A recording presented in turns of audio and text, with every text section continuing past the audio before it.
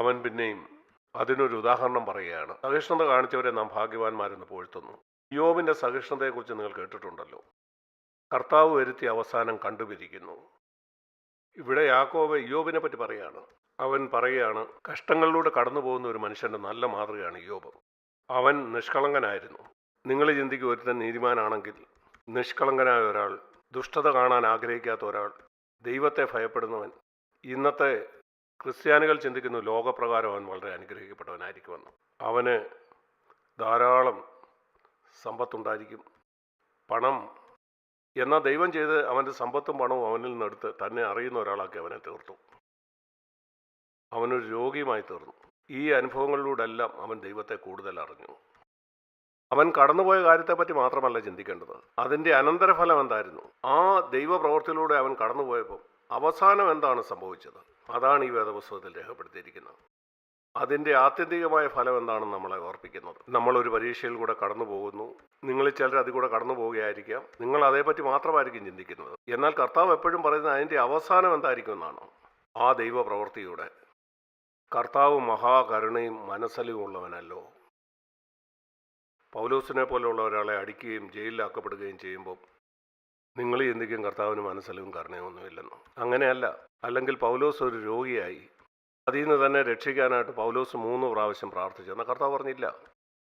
സങ്കല്പിച്ച് നോക്കൂ, ഈ ഭൂമിയിലുള്ള കർത്താവിൻ്റെ വലിയ ദാസൻ.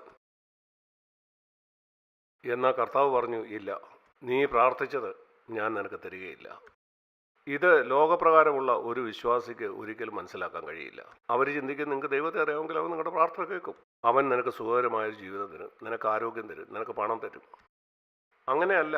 അത് ദൈവത്തെ അറിയാത്തവരുടെ കാര്യമാണ്. അങ്ങനെ കർത്താവ് പൗലോസിനോട് പറഞ്ഞു, ഞാനതെടുത്ത് മാറ്റില്ല. എന്നാൽ അവൻ കർത്താവിനെ കൂടുതൽ അറിഞ്ഞു.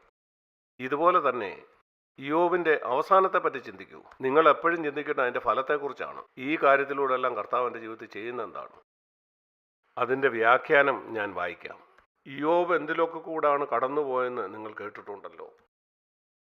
അവസാനം ദൈവം അതിനെ എല്ലാം കൂട്ടിച്ചേർത്ത് അവനെ ഒരു അനുഗ്രഹമാക്കി. നമ്മുടെ ജീവിതം എന്ന് പറയുന്നത് ഒരു മുഴുചിത്രം പലതായി മുറിച്ച് അവിടെ ഇവിടെയും ചിതറിക്കിടക്കുന്നു, നമുക്കൊന്നും മനസ്സിലാകുന്നില്ല. എന്നാൽ ദൈവം ആ ചിത്രത്തിൻ്റെ ഭാഗങ്ങളെല്ലാം ഒരുമിച്ച് ചേർക്കുമ്പോൾ, അതിൻ്റെ ചേരേണ്ട ഭാഗങ്ങൾ ചേരേണ്ട സ്ഥാനത്ത് കൂട്ടിച്ചേർക്കുമ്പോൾ, നമ്മൾ കടന്നുപോയ കഷ്ടങ്ങൾ, ശോധനകൾ, ഇതുപോലുള്ള എല്ലാ കാര്യങ്ങളും അവസാനം നാം അതിലേക്ക് നോക്കുമ്പോൾ നമുക്കതിൻ്റെ പൂർണ്ണ ചിത്രം എന്താണെന്ന് മനസ്സിലാകും. നമ്മൾ പറയും, വാവ്, കർത്താവേ നീ എത്ര മനോഹരമായി ചെയ്തു. ഞാൻ ഭൂമിയിലായിരുന്നപ്പോൾ എനിക്ക് മനസ്സിലായില്ല, എന്നാൽ ഇത് എത്ര മനോഹരമാണ്. ഇവിടെ പറയുന്നു അതിൻ്റെ കാരണമെന്ന് പറയുന്നത് 11-ാം വാക്യത്തിൻ്റെ അവസാന ഭാഗത്ത്, കാരണം ദൈവത്തിൻ്റെ മനസ്സലിവാണ്. നിങ്ങളുടെ ജീവിതത്തിൻ്റെ ഏറ്റവും ചെറിയ കാര്യങ്ങളിൽ പോലും അവന് ശ്രദ്ധയുണ്ട്. അങ്ങനെയാണ് മെസ്സേജ് ബൈബിളിൽ അത് രേഖപ്പെടുത്തിയിരിക്കുന്നത്. എൻ്റെ സഹോദരന്മാരെ, ഞാൻ നിങ്ങളെ ഓർപ്പിക്കാൻ ആഗ്രഹിക്കുന്നത്, ഇത് വരും ദിവസങ്ങളിൽ എനിക്കും നിങ്ങൾക്ക് ഓരോരുത്തർക്കും ഇത് ആവശ്യമാണ്. അന്ത്യനാളിൽ ഒരു വിശ്വാസിയായി ജീവിക്കുന്നത് വളരെയധികം പ്രയാസമുള്ള കാര്യമായിരിക്കും. ആ നാളുകളിലേക്കാണ് നാം എത്തിക്കൊണ്ടിരിക്കുന്നത്. നിങ്ങളിത് ഓർത്തിരിക്കണം. ഇന്ന് നിങ്ങൾ കേട്ട കാര്യം ആ ദിവസങ്ങളിലേക്ക് നിങ്ങളെ ഒരുക്കേണ്ടതിനായിട്ട് ദൈവം നിങ്ങൾക്ക് തന്ന വചനങ്ങളായിരിക്കും. ആ നാളുകളിൽ ചില കാര്യങ്ങളിലൂടെ നിങ്ങൾ കടന്നു പോകുമ്പോൾ നിങ്ങൾക്ക് മനസ്സിലാകില്ലായിരിക്കും അതെന്തുകൊണ്ടാണെന്ന്. ഓർക്കുക, നിങ്ങളുടെ ജീവിതത്തിൽ സംഭവിക്കുന്ന ഓരോ ചെറിയ കാര്യത്തെക്കുറിച്ചും അവന് വിചാരമുണ്ട്. അതുകൊണ്ടാണ് ശിഷ്യന്മാരെ ഉത്സാഹിപ്പിക്കാനായിട്ട് യേശു പലപ്പോഴും ഇപ്രകാരം പറഞ്ഞത്, നിങ്ങളുടെ തലയിലെ ഓരോ മുടിയും അവൻ എണ്ണിയിരിക്കുന്നു. അതൊരിക്കലും മറക്കരുത്. ഒരിക്കലും നിങ്ങൾ മറക്കരുത്. ദൈവം നിങ്ങളെപ്പറ്റി ഇത്രമാത്രം വിചാരമുള്ളവനാണ്. നിങ്ങളുടെ തലയിലെ ഓരോ മുടിയും അവൻ എണ്ണിയിട്ടുണ്ട്, ഓരോ ചെറിയ മുടിയും. അവൻ പറഞ്ഞു, ആകാശത്തിലെ കുരുവികളെക്കാൾ നിങ്ങൾ വിലയേറിയവരാണ്. ദൈവം അവയ്ക്കായിട്ട് കരുതുന്നു. ഇത് സത്യമാണ്. എല്ലാം നന്നായിട്ട് പോകുമ്പം ഇത് വിശ്വസിക്കാൻ ഒട്ടും പ്രയാസം കാണില്ല. ഞാൻ പറയട്ടെ, നിങ്ങൾക്ക് എല്ലാം സുഖകരമായിരിക്കുമ്പോൾ നിങ്ങൾക്ക് പറയാം, ശരി ശരി, ഞാൻ വിശ്വസിക്കുന്നു. നിങ്ങളുടെ വിശ്വാസത നിങ്ങൾ തെളിയിക്കുന്ന അവിടെയല്ല, അത് ആ ഇരുട്ടുള്ള സാഹചര്യത്തിലാണ്. അവിടെയാണ് നിങ്ങളുടെ വെളിച്ചം പ്രകാശിക്കേണ്ടത്. ഇപ്രകാരം ഒരു ചൊല്ലുണ്ട്, വെളിച്ചത്തിൽ ദൈവം നിങ്ങൾക്ക് കാണിച്ചു തന്നത് രാത്രിയിൽ നിങ്ങൾ ഒരിക്കലും സംശയിക്കരുത്. ദൈവം ഒരിക്കൽ വെളിച്ചത്തിൽ നിങ്ങളെ കാണിച്ചു തന്നത് രാത്രിയിൽ നിങ്ങൾ ഒരിക്കലും സംശയിക്കരുത്. വെളിച്ചത്തിൽ നിങ്ങൾ വ്യക്തമായിട്ട് കണ്ടു, നിങ്ങളുടെ കയ്യിലുള്ള ആ പണം 100 രൂപയുടെ നോട്ടാണെന്ന്. വളരെ ഇരുട്ടുള്ള ഒരു മുറിയിൽ നിങ്ങൾ ആ 100 രൂപ നോട്ട് എടുത്തു. നിങ്ങൾക്ക് കാണാൻ കഴിയുന്നില്ല ഇത് 100 രൂപയുടെ നോട്ടാണെന്ന്. എന്നാൽ നിങ്ങൾക്കറിയാം 100ൻ്റെ നോട്ടാണെന്ന്. കാരണം നീ ആ വെളിച്ചത്തെ കണ്ടതാണ്. എന്നാൽ രാത്രിയിൽ നിങ്ങളത് നോക്കിയിട്ട് പറയുകയാണ് ഇത് ശരിയായ നോട്ടാണോ അല്ലയോ എന്ന് എനിക്കറിയില്ല എന്ന്. അല്ല, നീ വെളിച്ചത്തെ കണ്ടതാണ്. വെളിച്ചത്തിൽ കണ്ടതിനെ നിങ്ങൾ ഇരുട്ടിൽ ഒരിക്കലും സംശയിക്കരുത്. കാര്യങ്ങളൊക്കെ ശരിയായിരുന്നപ്പം ദൈവം ചില കാര്യത്തെക്കുറിച്ച് നമുക്ക് ചില തിരിച്ചറിവുകൾ തന്നിരുന്നു. അതെന്തിനാണ്? നമ്മുടെ പരീക്ഷയിൽ നമ്മൾ ഓർത്തിരിക്കാനാണ്. എന്നിട്ട് നാം പറയണം ദൈവം എൻ്റെ സ്നേഹവാനായ പിതാവാണ്. അതൊരു വളരെ വലിയ സാക്ഷ്യമാണ്. ഇവിടെ അവന് ഇയ്യോബിനെ പറ്റി പറയുന്നു. ഇയ്യോബിൻ്റെ പുസ്തകം എനിക്കിഷ്ടമാണ്. കാരണം ഞാൻ സാധാരണ പറയുന്നത് നിങ്ങൾ കേട്ടിട്ടുണ്ടാവും, ഇത് വേദപുസ്തകത്തിലെ ആദ്യത്തെ പുസ്തകമാണ്. ദൈവവചനത്തിൽ ദൈവം എഴുതിയ ആദ്യത്തെ പുസ്തകമാണിത്. മോശ ഉൽപ്പത്തി പുസ്തകം എഴുതുന്നതിന് ഏതാണ്ട് 500 വർഷങ്ങൾക്ക് മുമ്പാണ് ഇയ്യോബിൻ്റെ പുസ്തകം എഴുതപ്പെട്ടത്. ഞാൻ ഇതേപ്പറ്റി മുമ്പ് പറഞ്ഞിട്ടുണ്ട്, പിന്നെയും ഞാൻ പറയുകയാണ്. ദൈവം മനുഷ്യന് വേണ്ടി ഒരു പുസ്തകം എഴുതുവാനായിട്ട് തീരുമാനിച്ചപ്പം അവൻ ആദ്യം പറഞ്ഞത് താൻ എങ്ങനെയാണ് ആകാശവും ഭൂമിയും സൃഷ്ടിച്ചതെന്നതിനെ പറ്റിയല്ല, അത് പിന്നീടാണ്.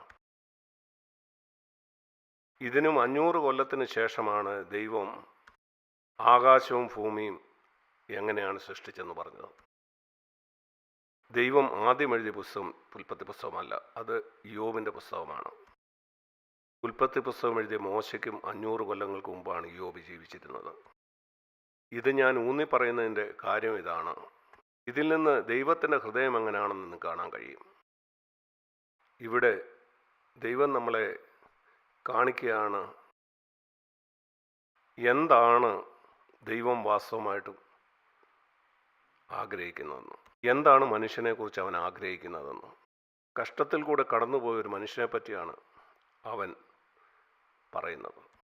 ചിന്തിച്ചു നോക്കൂ, ദൈവം ആദ്യമായിട്ട് മനുഷ്യന് വേണ്ടി ഒരു പുസ്തകം എഴുതുവാൻ തീരുമാനിച്ചപ്പോൾ അവൻ ചിന്തിച്ചത് ദൈവഭക്തനായുള്ള നീതിയുള്ള ഒരു മനുഷ്യനെ പറ്റിയാണ്. മറ്റാരേക്കാളും കഷ്ടത്തിലൂടെ കടന്നുപോയ ഒരാൾ. അവനേക്കാളും ദൈവഭക്തനായ മറ്റൊരാളും ഭൂമിയിലില്ല. അതുപോലെ അവനെപ്പോലെ കഷ്ടതയിൽ കൂടെ കടന്നുപോയ മറ്റൊരാളുമില്ല. നിങ്ങളതൊന്ന് ചേർത്ത് നോക്കിക്കേ. നിങ്ങൾക്കത് വിശ്വസിക്കാൻ പറ്റുമോ? അന്ന് ഭൂമിയിൽ ജീവിച്ചിരുന്ന ഏറ്റവും ഭക്തൻ അവനാണ് ഏറ്റവും കഷ്ടം അനുഭവിച്ചത്. ഇത് സംഭവിച്ചത് ഇയ്യോബിൻ്റെ ജീവിതത്തിൽ മാത്രമല്ല, യേശുക്രിസ്തു തന്നെയാണ് അതിൻ്റെ ഏറ്റവും വലിയ ഉദാഹരണം. പിശാചിൻ്റെ ഏറ്റവും വലിയ വഞ്ചനയാണ് നാം ഇന്ന് കേൾക്കുന്ന സമൃദ്ധിയുടെ സുവിശേഷം, സമൃദ്ധിയുടെയും സൗഖ്യത്തിൻ്റെയും സുവിശേഷം. കാരണം അതാണ് ശരിയായ സുവിശേഷമെങ്കിൽ എല്ലാവരും അത് തിരഞ്ഞെടുക്കില്ലേ? ആളുകൾ എന്തുകൊണ്ട് മറ്റ് ദൈവങ്ങൾക്ക് പിന്നാലെ പോകണം? അല്ല, എന്തുകൊണ്ടാണ് യഥാർത്ഥ ക്രിസ്ത്യാനിത്വം ഇന്ന് തിരസ്കരിക്കപ്പെട്ടിരിക്കുന്നത്? അതിൻ്റെ കാരണം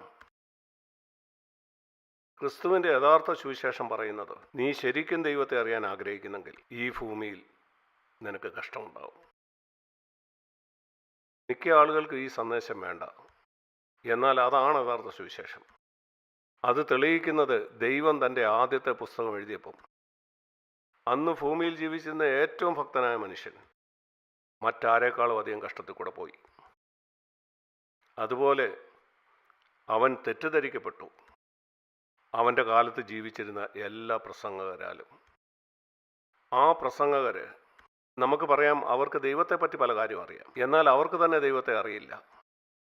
അതുകൊണ്ട് ഈ ദൈവഭക്തനായ മനുഷ്യന് കഷ്ടമുണ്ടായപ്പം അവർ പറഞ്ഞു ഇവനൊരു പാപിയാണ്, നിന്റെ ജീവിതത്തിൽ എന്തോ പ്രശ്നമുണ്ട്. ഇതുപോലെ ഒരാൾ രോഗിയാകുമ്പോൾ നിങ്ങൾ ചിന്തിക്കും, ഓ ഇവൻ്റെ ജീവിതത്തിൽ എന്തോ പാവമുണ്ട്, ഞാൻ കർത്താവിനെ അനുഗമിക്കുന്നു അതുകൊണ്ട് എനിക്ക് ആരോഗ്യമുണ്ട്. എത്രയോ ഭീകരവാദികൾ ആരോഗ്യമുള്ളവരായിട്ടിരിക്കുന്നു, ബോംബ് കൊണ്ടും മറ്റും ആളുകളെ കൊല്ലുന്ന ഭീകരവാദികൾ. ആരോഗ്യമുള്ളവരിലൊക്കെ ദൈവം പ്രസാദിച്ചിരിക്കുന്നെന്ന് പിശാച് പറയുന്ന ഒരു ഫോഷ് കാണുന്നത് തെളിയിക്കുന്നു. നോക്കൂ, അനേക കുറ്റവാളികളും അനേക ബിസിനസ്സുകാരും രാഷ്ട്രീയക്കാരും വളഞ്ഞ വഴിയിലൂടെ കോടാനുകോടി പണം അവർ സമ്പാദിക്കുന്നു. അവർ ദൈവത്തെ പ്രസാദിപ്പിക്കുന്നുണ്ടോ? അത്ഭുതകരമാണ്. അനേക ക്രിസ്ത്യാനികൾക്ക് ഇത് മനസ്സിലാകുന്നില്ല. അവരുടെ കണ്ണിന് മുമ്പിൽ തന്നെ സംഭവിക്കുമ്പോൾ ഏറ്റവും ദൈവഭക്തരാണ് കൂടുതൽ കഷ്ടത്തിലൂടെ പോകുന്നത്.